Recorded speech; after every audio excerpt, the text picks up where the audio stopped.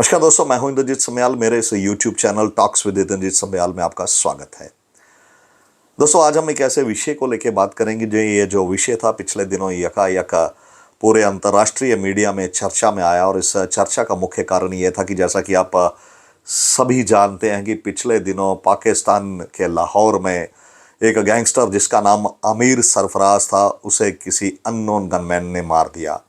और जैसे ही आमिर सरफराज को मारा गया तो पाकिस्तान का मीडिया, अमेरिकन मीडिया, उन्होंने गाहे बगाहे भारत की ओर इशारा करना शुरू कर दिया कि ये सब जो हत्याएं, और पाकिस्तान के मीडिया ने भी ये कहा कि आए दिन कुछ अननोन गनमैन आते हैं और पाकिस्तान में कुछ लोगों को, कुछ व्यक्तियों को मार के चले जाते हैं, और इन सब चीज़ों के पीछे भारत की सरकार का बड़ा हाथ है।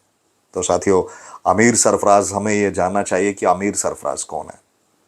वस्तुतः आमिर सरफराज वही व्यक्ति है जिसने पाकिस्तान की जेल में बंद भारत के कैदी सरबजीत सिंह को उस समय लाहौर की जेल में 2013 में उस अपने साथियों के साथ मिलकर लाठियों, ईंटों, डंडों के साथ मार दिया था, उसकी हत्या कर दी थी।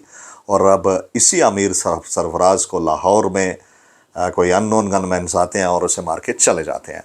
वस्तुतः ये सारी चीज़ें मैं इसलिए आपसे कह रहा हूँ क्योंकि इस वीडियो को आगे बढ़ाने से पहले मैं बात करना चाहूँगा सरबजीत को। देखिए, सरबजीत सिंह एक ऐसे व्यक्ति थे, मैं जिसे कह सकता हूँ कि वो एक बड़े अनलक्की इंसान थे। वो अनलक्की इंसान इसलिए थे क्योंकि एक ऐसे झूठे आरोप में पाकिस्तान की जेल में कई वर्ष उनकी ज़िंदगी गलती रही, सड़ती रही, और दूसरी तरफ भारत में उनका परिवार और ख़ासकर उनकी बहन जो आज हमारे बीच नहीं है, मरहूम दलबीर कौर, उन्होंने एक लंबा संघर्ष सरबजीत की रिहाई को लेकर किया। यदि हम बात करें सरबजीत की, तो सरबजीत वस्तुतः एक किसान थे। और 1990 का दशक में जब भारत और पाकिस्तान की सीमा में उस प्रकार की डिमार्किंग भी नहीं की गई थी, कोई इस प्रकार की कोई सीमा भी तय नहीं की गई थी कि ये हिस्सा भारत में और ये हिस्सा पाकिस्तान में। वस्तुतः कई बार भारत के किसान जब अपनी खेती करने अपने खेतों में चले जाते थे तो वो गलती से पाकिस्तान चले जाते थे, और कई बार पाकिस्तान के भी कुछ किसान जब वस्तुतः अपनी जो उनकी सीमा के साथ लगते उनके जो खेत थे वहाँ खेती करने आते थे तो भारत की तरफ आ जाते थे। लेकिन उसी समय 1990 में, अगस्त 1990 में, क्योंकि सरबजीत पंजाब में मूलतः भिखी बिंदे का गांव है, ये जो गांव है ये बिल्कुल पाकिस्तान के बॉर्डर के साथ सटा हुआ है, उस गांव में रहते थे। और एक सुबह जब वो वहाँ पे अपने खेत में खेती करने गए तो वस्तुतः गलती से वो पाकिस्तान की सीमा में चले गए, और पाकिस्तान की सीमा में जाने के बाद उन्हें पाकिस्तान के रेंजर्स ने पकड़ लिया, और पाकिस्तान के रेंजर्स ने पकड़ के उन्हें जेल में डाल दिया। और सबसे बड़ी विचारणीय ये बात यह है कि उस समय लाहौर में एक ट्विन बम ब्लास्ट हुआ था,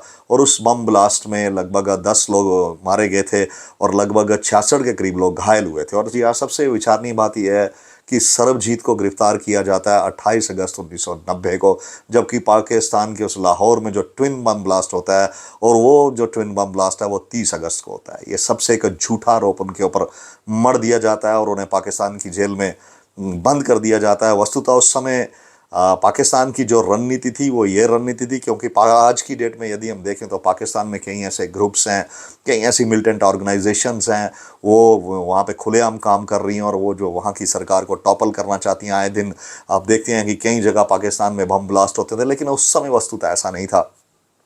उस समय जब कभी भी पाकिस्तान में ऐसी कोई घटना होती थी तो या तो वो किसी भारतीय को पकड़ के उसके ऊपर ये आरोप लगा देते थे, या फिर बलूचिस्तान से कोई किसी व्यक्ति को पकड़ के लाया जाता था और उसे कह दिया जाता था कि फलां व्यक्ति इसमें शामिल है। लेकिन मैं ये कहना चाहूँगा कि सरबजीत सिंह, जिसके बारे में हम ये कह सकते हैं कि वो व्यक्ति एक ऐसा अभागा व्यक्ति जिसे इस ट्विन बम ब्लास्ट के आरोप में पाकिस्तान की लाहौर जेल में बंद कर दिया जाता है, और लगभग 1 वर्ष तक तो ना तो पाकिस्तान की तरफ से कोई भारत सरकार को इंटीमेट किया जाता है, ना ही किसी और एजेंसी की तरफ से ये इंटीमेट किया जाता है कि सरबजीत सिंह को पकड़ के पाकिस्तान की जेल में बंद कर दिया गया है। वस्तुतः उस समय वातावरण ऐसा था, सोशल मीडिया इतना एक्टिव नहीं था, जो खबरों का आदान प्रदान होता था वो वस्तुतः समाचार पत्र ही रहते थे, और उसी के माध्यम से पता चलता था। और ये सारी बात का खुलासा उस समय होता है जब सरबजीत एक जेल में एक पत्र अपने परिवार को लिखता है, और वो जब पत्र वहाँ उनके परिवार पंजाब में उनके घर आता है तो उससे पता चलता है कि जिसमें वो ये बताते हैं कि पाकिस्तान में उन्हें एक ऐसे जुल्म में उनके ऊपर एक ऐसा मुकदमा डाल दिया गया है, आतंकवाद के जुल्म में उन्हें पकड़ लिया गया है और उन्हें यहाँ पे उनका ट्रायल चल रहा है। और इसके बाद जब ये सारी चीज़ें सामने आती हैं तो एक लंबा संघर्ष उस समय शुरू किया जाता है।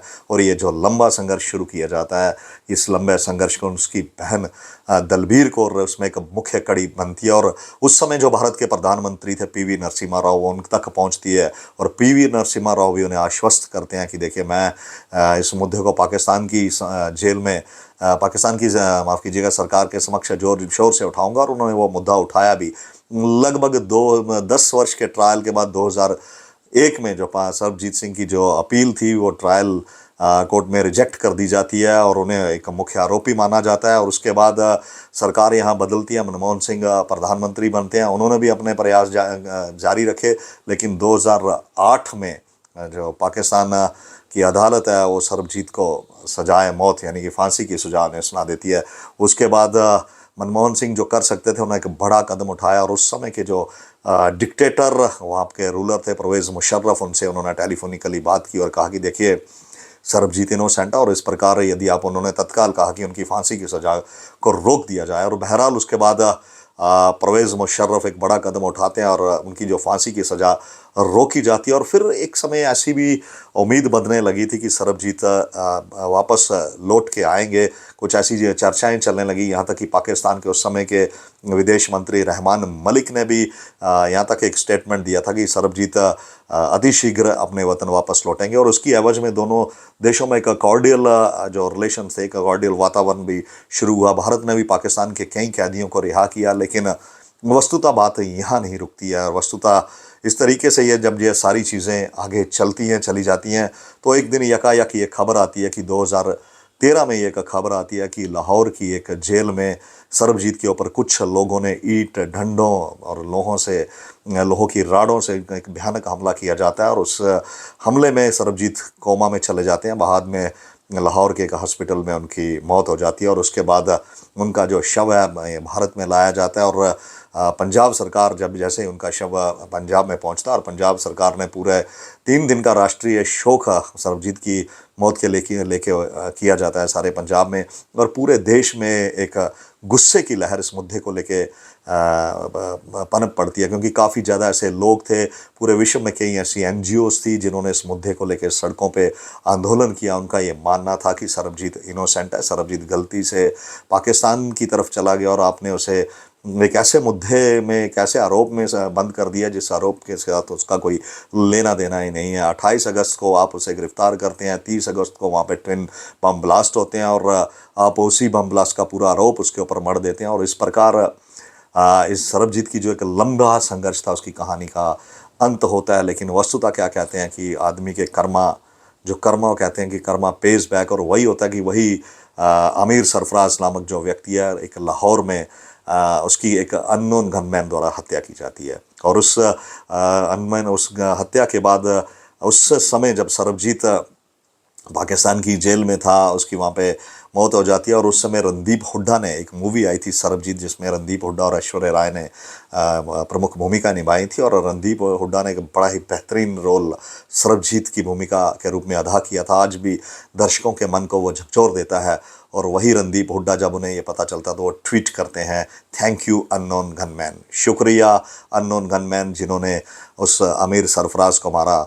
और बहरहाल उसके बाद वो एक और ट्वीट भी करते हैं जिसमें वो ये कहते हैं कि उनकी बहन दलबीर कौर, जिन्होंने इतनी लंबा संघर्ष सरबजीत के लिए किया, वो उसे भी याद करते हैं। बहरहाल आजकल सबसे जो बड़ी बात मैं ये कहना चाहता हूँ कि आजकल पाकिस्तान में हो क्या रहा है। पाकिस्तान में ये चीज़ हो रही है कि कोई एक गनमैन आता है, रात के अंधेरे में आता है और टारगेट को हिट करता है और चला जाता है।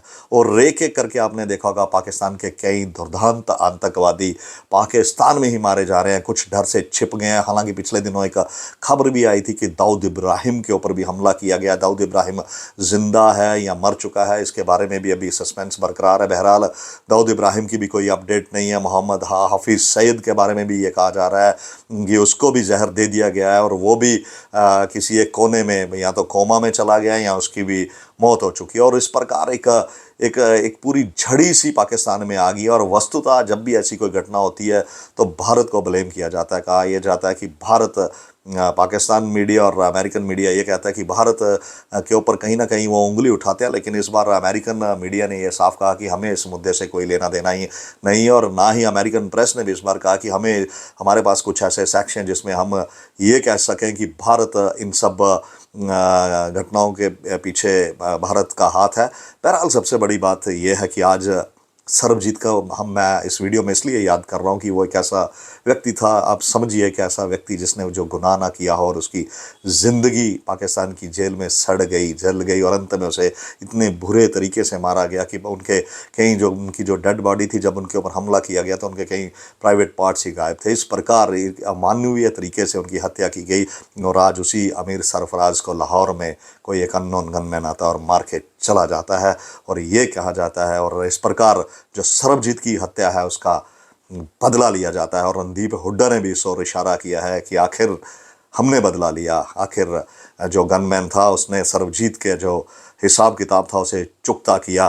तो बहरहाल ये सब ऐसी बातें हैं कि जिसमें आज पाकिस्तान भीतर से हिला हुआ है। आज पाकिस्तान को यही नहीं समझ आ रहा है कि किया क्या जाए। वस्तुतः ये कहा जाता है कि जब आप किसी के लिए किसी के राहों में कांटे फेंकते हो तो एक ना एक दिन वही कांटे आपको चुभते हैं। आज वही कांटे शूल बनकर पाकिस्तान की सरकार और पाकिस्तान के उन लोगों को चुभ रहे हैं कि जिन लोगों ने भारत में ऐसी आतंकवादी घटनाओं को अंजाम दिया, जिन्होंने भारत के कई इनोसेंट लोगों को वहाँ की जेलों में फंसाया और उन पर हमला किया। आज भी लगभग 117 जो फिशरमैन हैं वो पाकिस्तान की जेलों में बंद हैं, और हाल ही में भारत सरकार ने उनमें से कईयों को जो उनकी काउंसलर असेस है उन्हें दी, और हम यही उम्मीद करते हैं कि आने वाले दिनों में भारत की सरकार उन सब फिशरमैनों को भी भारत लाएगी। और वस्तुतः ये जो सरबजीत है जिसकी एक लंबी कहानी थी, जिन्होंने जो एक झूठे आरोप में जिन्हें पाकिस्तान ने अपनी जेल में बंद किया था और वहाँ पे उनकी मृत्यु होगी, उन पे ऊपर हमला करके उनकी हत्या की जाती है, वस्तुतः आज उनकी भी आत्मा को कहीं ना कहीं सुकून मिला होगा। और हम भी अंत में यही कहेंगे, थैंक यू अननोन गनमैन। जय हिंद, वंदे मातरम, भारत माता की जय।